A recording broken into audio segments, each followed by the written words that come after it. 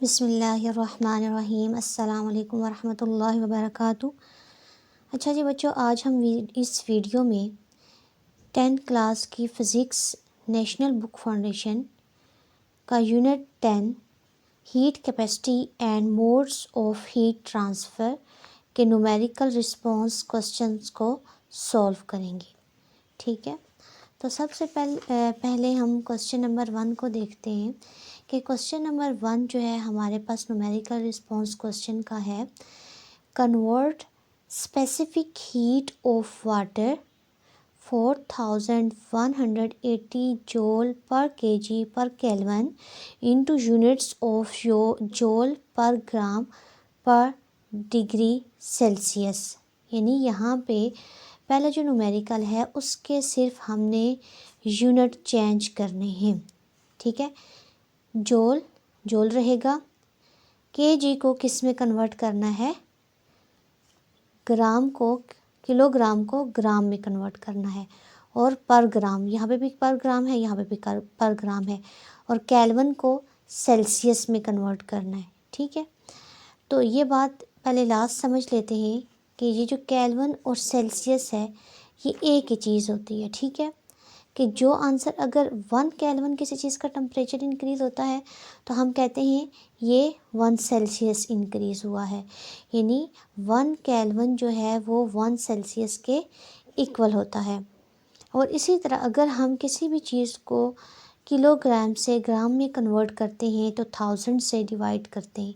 तो चलें हम इस क्वेश्चन को सॉल्व कर लेते हैं।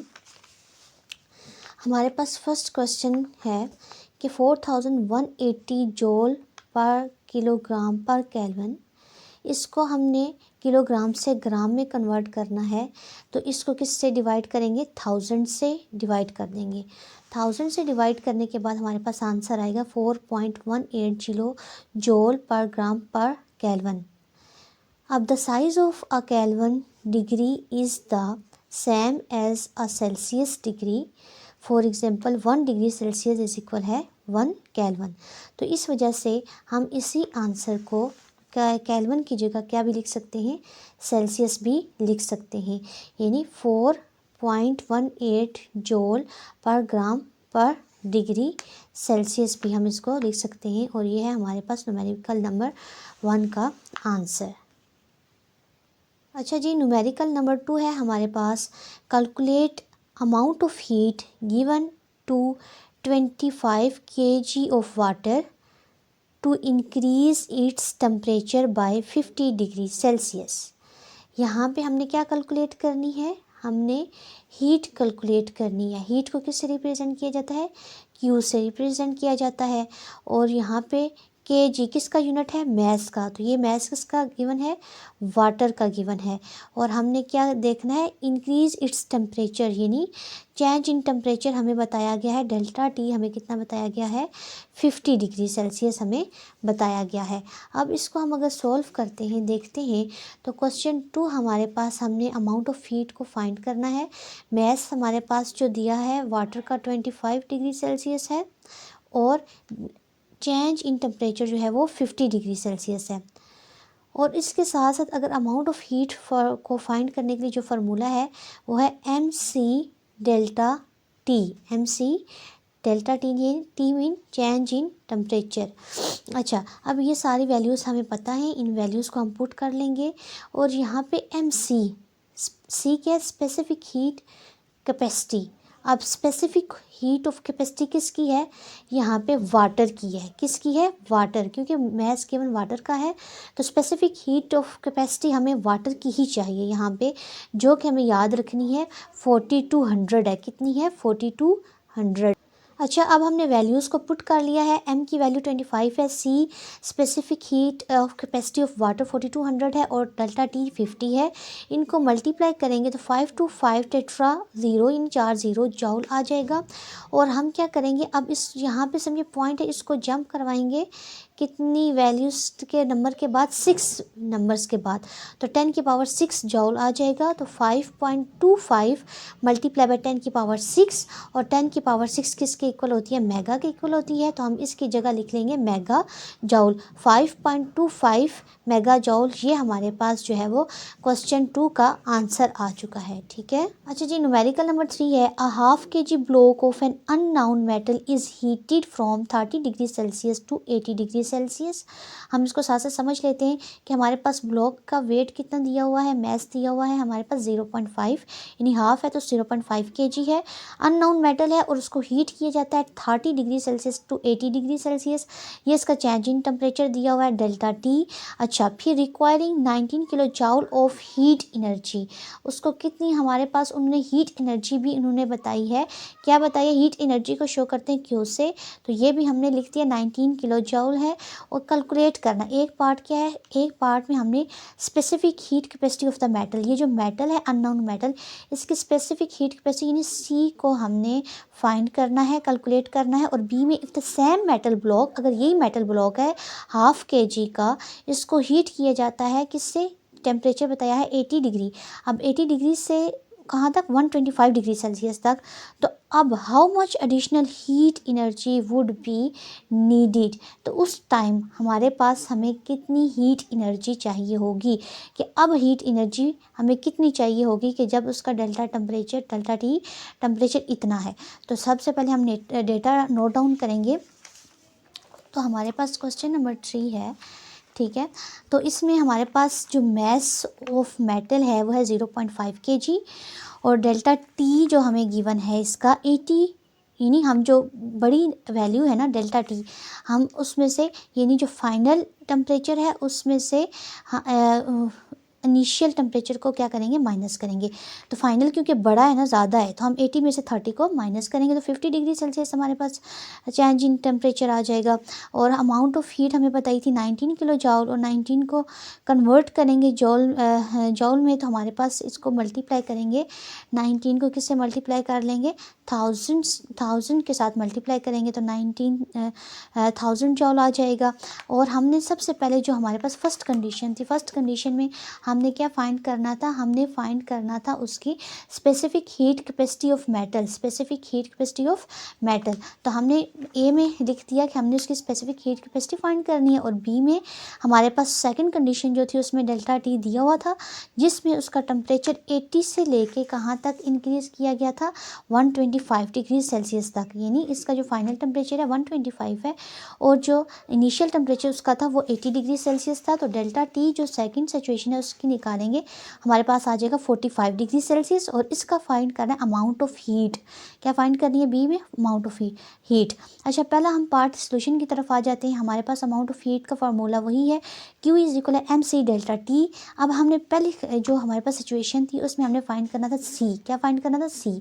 इसको रीअरेंज करेंगे, सी हमारे पास इधर रहेगा, एम और डेल्टा टी यहाँ पे मल्टीप्लाई हो रहे हैं, तो यहाँ पे क्यू के साथ नीचे जाके एम डिवाइड हो जाएंगे। ठीक है। अब हमने इनकी वैल्यूज़ को पुट करना है। क्यू की वैल्यू हमारे पास दी है 19,000, एम की हाफ kg है, और डेल्टा टी हमें कितना दिया हुआ है 50 kg, 50 डिग्री सेल्सियस, सॉरी।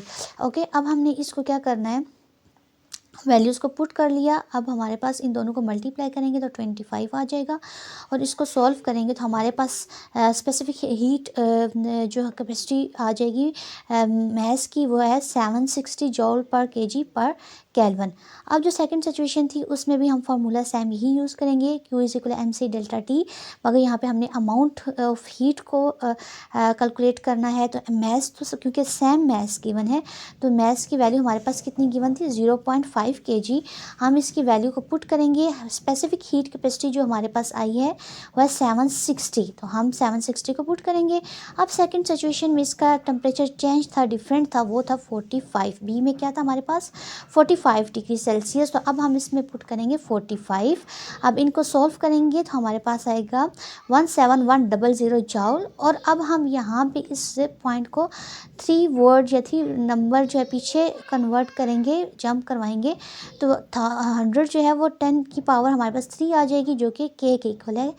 तो किलो जाउल हमारे पास आंसर आ जाएगा। 17.1 किलो जाउल जो है वो क्वेश्चन नंबर 3 का आंसर आ जाएगा। जी नेक्स्ट क्वेश्चन नंबर 4 है, calculate the change in temperature of 5 litre of water. अच्छा, हमें क्या कैलकुलेट करना है, इसमें डेल्टा टी कैलकुलेट करना है और हमें वाटर कितना दिया हुआ है 5 लीटर, ठीक है, यानी 5 लीटर वाटर का मैस हमें गिवन है और if it absorb 8.4 mega joule of heat energy, तो ये हीट एनर्जी हमें कितनी दी हुई है, क्यू दिया हुआ है, ठीक है। और use specific heat of water, यानी सी की वैल्यू जो है वो स्पेसिफिक हीट ऑफ वाटर जो है वो 4200 जॉल पर किलोग्राम पर केल्विन है। अच्छा, सबसे पहले हम डेटा नोट डाउन कर लेते हैं। हमारे पास जो चेंज इन टेम्परेचर है वो हमें फाइंड करना है। हमें जो मैस जो दिया था वाटर का वो 5 लीटर है और अमाउंट ऑफ हीट जो है वो 8.4 मेगा जाउल है और मेगा किसके इक्वल है, मेगा 10 की पावर 6 के इक्वल है। अब हमने मेगा की जगह क्या लिख लेना है, 10 की पावर 6 और specific heat of capacity water की है 4200 जॉल पर केजी पर केल्विन। अब फार्मूला सोल्यूशन की तरफ चलते हैं। फार्मूला हमने वही यूज़ करना है, अमाउंट ऑफ हीट को जो फाइंड करने के लिए इस्तेमाल होता है, Q इज इक्वल है MC डेल्टा टी।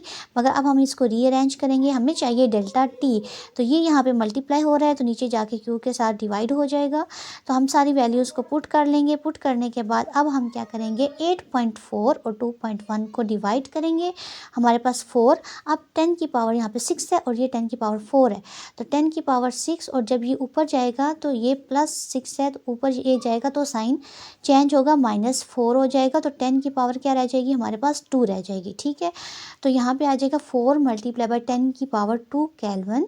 तो ये अब हम क्या करेंगे कि हमारे पास 4 बट 10 की पावर 2 रह जाएगी। तो अब ये 2 हमारे पास यहाँ पे हम इसको लिख भी सकते हैं, यानी अगर हम 10 की पावर 2 का मतलब है 100, क्या मतलब है 100।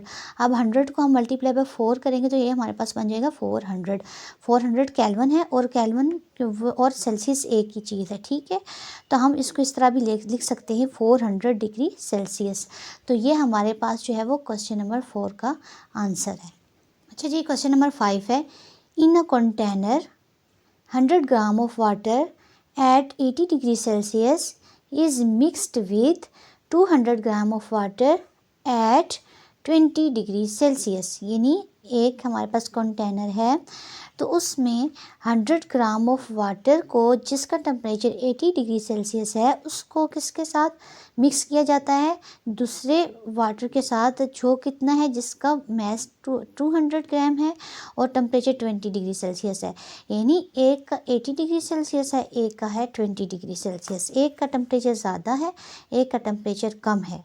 इधर से यहाँ से मैं आपको समझा देती हूँ कि जहाँ पे जो अमाउंट ऑफ हीट है ना वो ट्रांसफ़र होती है from higher to lower temperature. यानी अगर हमारे पास 80 डिग्री सेल्सियस टेम्परेचर के साथ वाटर है, उसको अगर मिक्स किया जाता है 20 डिग्री सेल्सियस वाले वाटर के साथ, जिसका टेम्परेचर 20 डिग्री सेल्सियस है, तो अमाउंट जो है वो 80 डिग्री सेल्सियस से 20 डिग्री सेल्सियस की तरफ जो वाटर है उसकी तरफ ट्रांसफ़र होगी। यानी इस वाले वाटर की कम होती जाएगी और इस वाले की जो है वो ज़्यादा हो जाएगी और एक टाइम ऐसा आएगा कि दोनों की मिक्स होकर सेम हो जाएगी। अब यहाँ पे अच्छा आगे चलते हैं, इन्होंने क्या, what will be the final temperature of the mixture. हमने फाइनल टेम्परेचर यानी टी फाइंड करना है, टी फाइनल टेम्परेचर फाइंड करना है। Assuming no heat loss to the surrounding and container, container में कोई हीट लॉस नहीं हुई, ये हमने अज्यूम कर लेना है, ठीक है। और use specific heat capacity of water हमें दी हुई है 4200 जॉल पर केजी पर केल्विन या 4.2 जॉल पर ग्राम पर केल्विन। तो अब हम इसके सोल्यूशन की तरफ आ जाते हैं कि हमारे पास इसका सोल्यूशन क्या है। अच्छा, डेटा हम नोट डाउन करेंगे कि हमारे पास M1 दो तरह का जो है हमारे पास वाटर था, एक था 100 ग्राम और एक था 200 ग्राम। तो M1 उसको कह देंगे, ठीक है। तो उसका 100 ग्राम को हमने किलोग्राम में कन्वर्ट करने के लिए 1000 से डिवाइड करना है, 0.1 kg आ जाएगा। फिर उस M1 का टेम्परेचर हमें 80 डिग्री सेल्सियस दिया हुआ था। M2 हमारे पास 200 ग्राम था और उसको भी 1000 से डिवाइड करेंगे तो 0.2 kg आ जाएगा।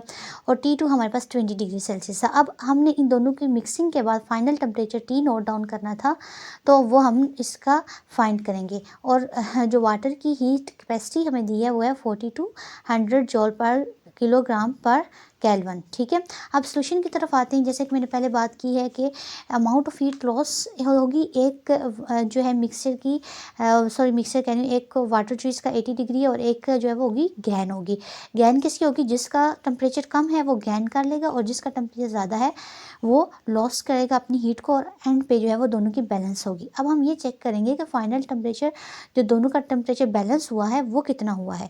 तो क्योंकि हम जो है वो फार्मूला लिख लेंगे M1C डेल्टा टी और M2C डेल्टा टी। तो अब डेल्टा टी क्या है बच्चों? डेल्टा टी हमारे पास आ जाता है यहाँ पे चेंज इन टेम्परेचर। तो चेंज इन टेम्परेचर हमारे पास T1 है।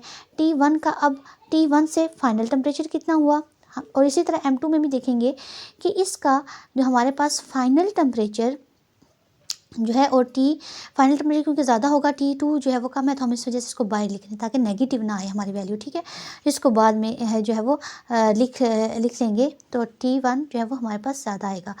तो अब हम यहाँ पे क्या करें कि हमने लिख लिया है डेल्टा T1 माइनस टी और डेल्टा M2 के साथ T माइनस T2 वैल्यूज़ हम सारी यहाँ पे पुट करने जा रहे हैं। मैथ्स हमारे पास 0.1 और हीट कैपेसिटी 4200 है।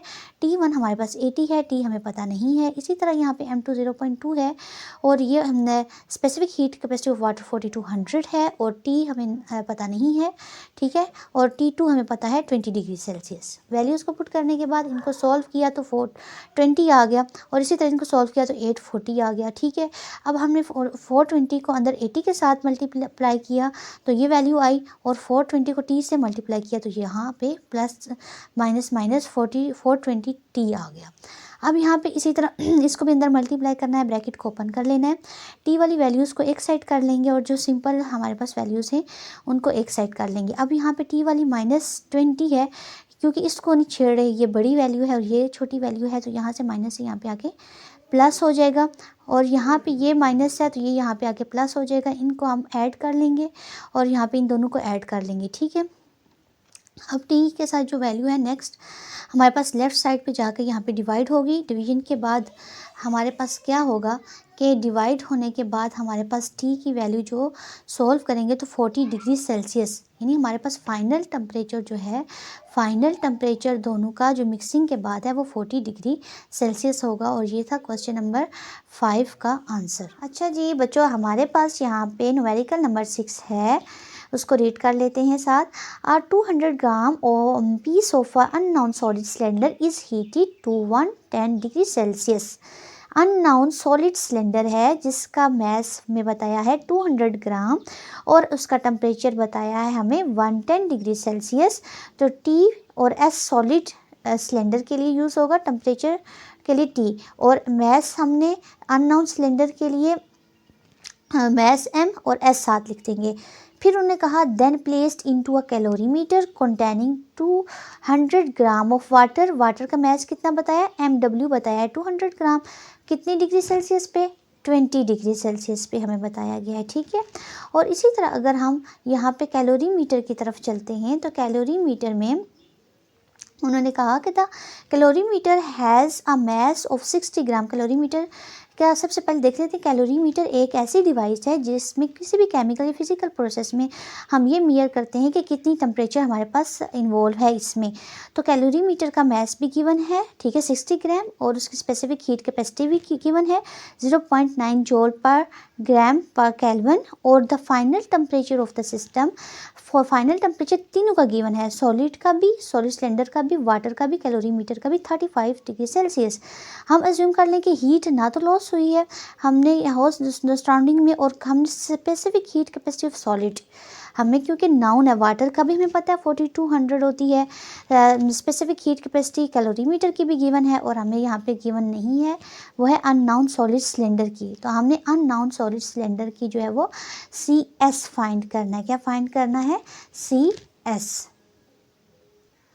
अच्छा जी, हम डेटा नोट डाउन कर लेते हैं। सॉलिड सिलेंडर जो था उसका 200 ग्राम था, ग्राम में कन्वर्ट करेंगे तो 1000 से डिवाइड कर लेंगे, 0.2 kg आ जाएगा। टेम्परेचर उसका 110 डिग्री सेल्सियस दिया हुआ था। इसी तरह मैस ऑफ द वाटर 200 ग्राम था, इसको भी कन्वर्ट करेंगे kg में तो 0.2 आ जाएगा 1000 से डिवाइड करने के बाद।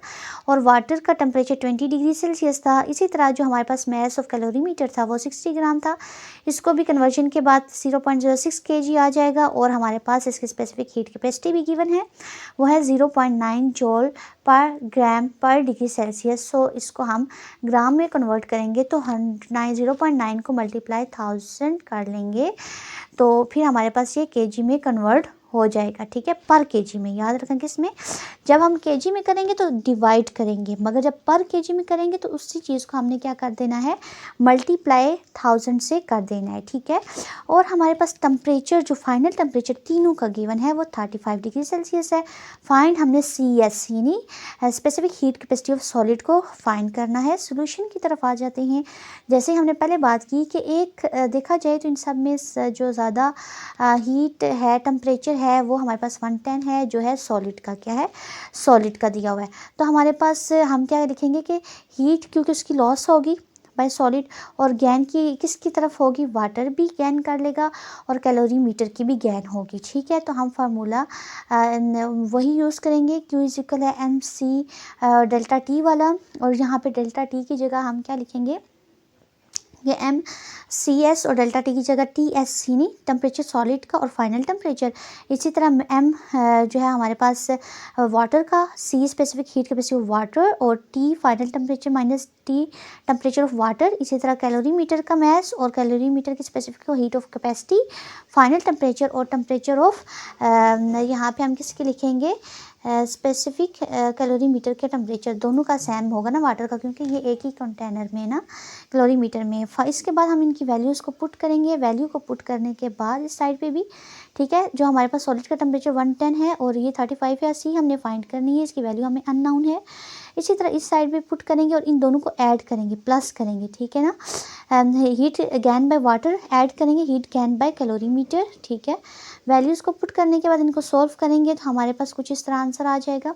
यहाँ पे आ जाएगा 15 हीट कैपेसिटी ऑफ सॉलिड हमें अननोन है, और यहाँ पे हमारे पास इन दोनों को ऐड करेंगे तो आ जाएगा 13 4 10, और यहाँ पे 15 इसके साथ मल्टीप्लाई हो रहा था, यहाँ पे जाके डिवाइड हो जाएगा। तो डिवीजन के बाद हमारे पास जब हम इसको सिंप्लीफाई करेंगे तो हमारे पास आंसर आएगा 894 जॉल पर kg पर केल्विन। ये specific heat capacity of solid निकल आई है, और ये है क्वेश्चन नंबर 6, उसका फाइनल आंसर। अच्छा जी, लास्ट न्यूमेरिकल है, न्यूमेरिकल नंबर 6 इन्होंने लिखा हुआ है, बट ये न्यूमेरिकल नंबर 7 है इस चैप्टर का, ठीक है। A hot steel rod is cooled by plunging it into cold water. कि कोल्ड वाटर में उसको ठंडा करना है। एक हॉट स्टील रॉड है, ठीक है। As shown in figure, the steel rod has a mass of 3 kg, mass उसका 3 kg बताया है। इनिशियली उसका टेम्परेचर 450 डिग्री सेल्सियस है। जब ये कूल होता है, ठंडी होती है, तो 50 डिग्री सेल्सियस तक आ जाती है, उसको जब वाटर में रखा जाता है, when placed in the water. और specific heat capacity of the steel हमें 460 जॉल पर kg पर डिग्री सेल्सियस बताई गई है। तो हमने इसकी क्या फाइंड करनी है, thermal energy heat lost by steel rod as cool to 50 degree Celsius. तो हमने इसका क्या फाइंड करना है, अमाउंट ऑफ हीट जो है वो फाइंड करनी है जब वो 50 डिग्री सेल्सियस पे आ जाती है, ठीक है। तो अब हम इसको सॉल्व कर लेते हैं। अच्छा जी, अब हम इसके सोल्यूशन की तरफ आते हैं। सबसे पहले हम डेटा लिख लेंगे। मैस हमें स्टील रॉड का 3 kg था, हमें टेम्परेचर 450 इनिशियल दिया था और फाइनल टेम्परेचर इसका 40 दे दिया था, ठीक है। और उसके बाद उन्होंने ये पहले 450 था और जब उसने लॉस कर दिया, कूल डाउन हुई तो 50 डिग्री सेल्सियस पे आ गई ना। स्पेसिफिक हीट कैपेसिटी भी गिवन है 460, और हमने अमाउंट ऑफ हीट जो है वो उसकी फाइंड करनी है। फार्मूला वही यूज़ होगा। इस पूरी एक्सरसाइज में हमने देखा ये फार्मूला हमने यूज़ किया है, Q=MC delta T. Delta T हमारे पास कितना था, 450 से 50 आ गया है। हम इनकी वैल्यूज़ को पुट करेंगे। पुट करने के बाद हम इसको सॉल्व करेंगे तो हमारे पास जो फाइनल आंसर आएगा वो है 552,000 जॉल। और यहाँ पे हमने 3 वर्ड्स को जंप कर लेना है और यहाँ पे पॉइंट आएगा तो इसको कन्वर्ट कर देना है 10⁻³ में, और 10⁻³ किलो के इक्वल होती है। और हम इसकी जगह क्या लिख लेंगे, किलो जॉल। 552 किलो चावल जो है इसकी अमाउंट ऑफ हीट आ गया और ये इसका फाइनल आंसर है क्वेश्चन नंबर 7 का। ये थे हमारे पास unit 10 heat capacity and modes of heat transfer के numerical response question. Hope so आपको समझ आए होंगे। अगर कुछ आपको समझ नहीं आता काइंडली कमेंट बॉक्स में पूछ लिया करें, और अगर आपको समझ आए हैं तो वो तब भी बता दिया करें ताकि हमें मोटिवेशन मिले और हम मज़ीद वीडियो जो है अपलोड करें। प्लीज़ शेयर, सब्सक्राइब और कमेंट लाजमी किया करें। थैंक यू, अल्लाह हाफिज़।